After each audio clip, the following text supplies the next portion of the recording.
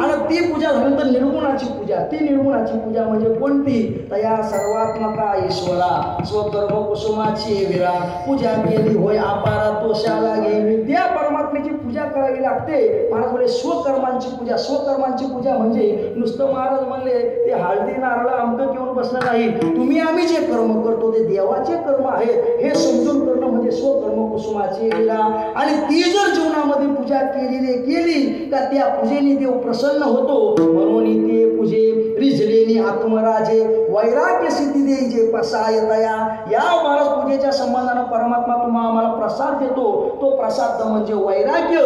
आणि ते वैराग्य रूपी भाग्य आलं का ते हे संत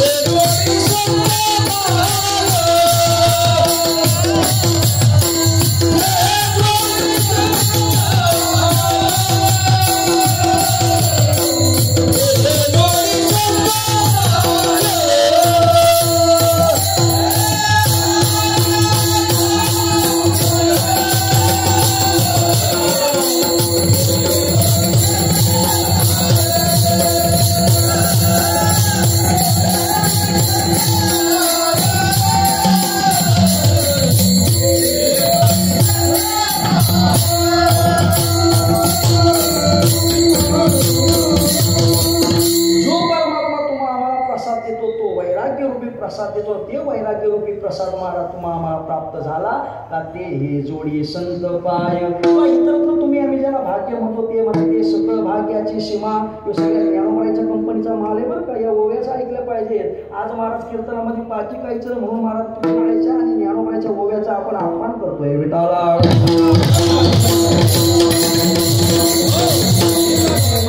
सगुण चरित्रे परम पवित्रे सादर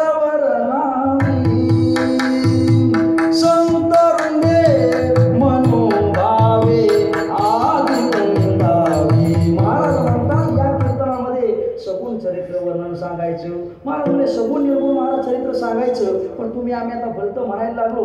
महाराज म्हणे संताची मर्यादा अशी नाही, संताची मर्यादा ही आहे. सांगायचं इत्यार्थ महाराज. मग इतरत्र दिसते ते भाग्य नाही का? नाही. हे सकळ भाग्याची सीमा मोक्ष लाभाची प्रमा नाना मार्ग क्षमा पूजेत. हेच महाराज म्हणतात सकळ भाग्याची सीमा आहे. बरं ठीक आहे महाराज, हीच काही सकळ भाग्याची सीमा आहे. मग अशा जर आम्हाला जर संताची भेट झाली तर आम्ही काय करू? अभंगाच्या दुसऱ्या चरणात सांगतात.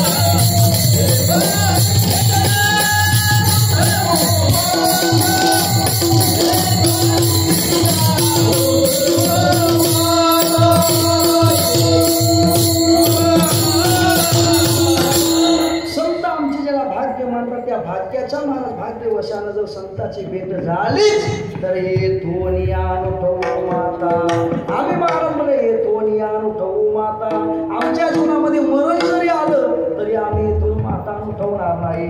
जर तसं पाहायला गेलं तर ज्याच्या जीवनामध्ये ओरिजिनल भाग्य तयार झालं किंवा ओरिजिनल भाग्य ज्याच्या जीवनामध्ये महाराज प्राप्त झालं तर महाराज म्हणे त्या चरणांशिवाय इतरत्र कुठं जातच नाही. कशाप्रमाणे ज्ञानोबराय म्हणत पायी आत्मज्ञान सुदिनाचा वादावा सांगते अरुणाचा उदय तो वैराग्याचा ठाव पावे. सूर्य उगवल्यानंतर अंधार पडला शक्य आहे का? सूर्य उगवल्यानंतर जो आपल्याला आधार पडत नाही याच्याप्रमाणे वैराग्य प्राप्त झालं का देवाचे संताचे चरण सोडून तो इतरत्र कुठं जातच नाही. किंवा महाराज म्हणतात लक्षात घ्या बरं का महाराज म्हणतात ह्या ठिकाणी संसारे सर्वही मांडले शिकून फिरे तरी तो वाघुरे वारा जायचा. बरं वाघूर कोणाला माहिती आहे? वाघर कशा म्हणतात? वाघर कशा म्हणतात? जाळ नाही जाळ वेगळं वाघर वेगळं. जाळ वाघर कशा म्हणतात? ह्या बरोबर माहिती आहे वाघूर कशाला म्हणतात? ससा पकडण्याकरता. पण महाराज म्हणतात एखाद्या ठिकाणी जर वाघूर मांडलं आणि वाघूर मांडलं त्याच्यामध्ये असं झालं का त्याच्यामध्ये वाराचा अडकला. महाराज म्हणतात वाघरामध्ये वारा अडकणं महाराज शक्य नाही.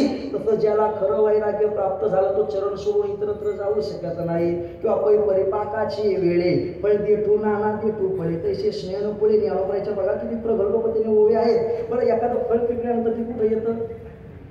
कुठं येतं? खाली. कोणी सांगितलं? कोण सिद्धांत मांडला?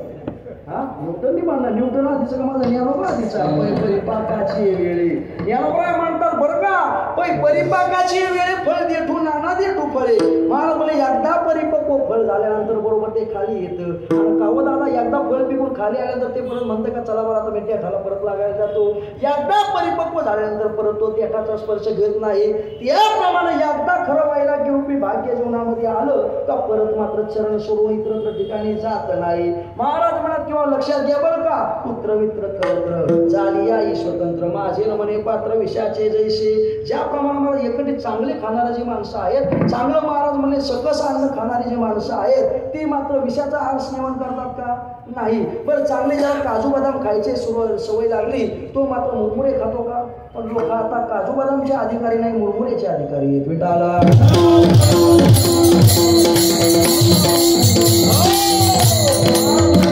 मुरमुरे चांगले नसतात. वाण चांगलं काय वय कालचं महाराज काय झालं म्हणजे कसं हसवलं त्यानं मुरमुरे आवडतात. विठाला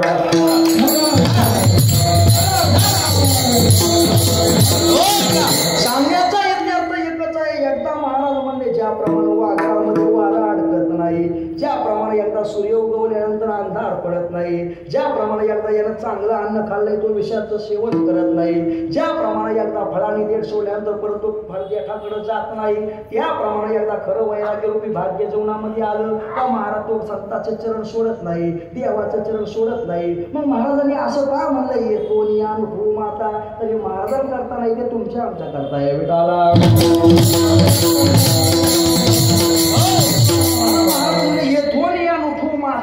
महाराज मरणा वाचून येथून ये म्हणजे कुठून तुमच्या पायाजवळून. मग महाराज पाय या शब्दाचा अर्थ पायच नाही करायचा बरं का. शास्त्रकार सांगतात उत्तमानाम स्वरूपमही चरण शब्देन म्हणते.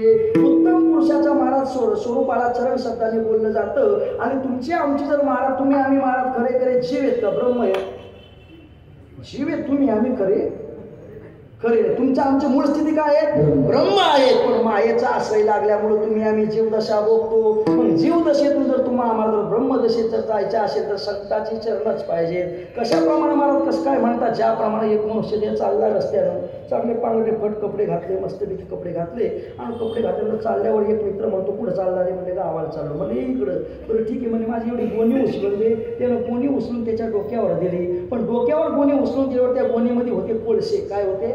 कोळसे. ते कोळसे लागले याच्या शर्टला लागले. शर्टला लागल्यानंतर मात्र त्या कोळशाचा याला काय आला? राग आला. जातो म्हणतो कोळशाचा कलरच बदलतो. कोणाचा? कोळसा. आणि मूर्ख माणूस कधी बदलत नाही बरं का. मग कोळशाचा म्हणजे कलरच बदलतो. मग खालती मला मोठी फरशी घेतली बकेटभर पाणी घेतलं पाणी टाकायचा घिसघिसावे घिसघिसावे उपरडाला पाणी घिसायचं पाणी टाकायचं, घासायचं पाणी टाकायचं. एक म्हणतो काय करतो म्हणजे कोळशाचा कलर बदलतो. मग तो कोळशाचा कलर असा नाही बदलायचा, कसा मग सांग ना.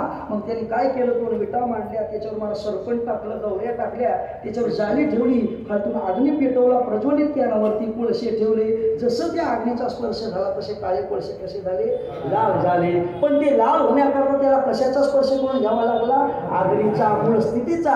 तसं तुम्हाला पण जर तुमच्या आमच्या ओरिजिनल दशेमध्ये यायचं असेल तर संताच्या मला स्वरूपाची भेट घ्यावी लागेल. विठाला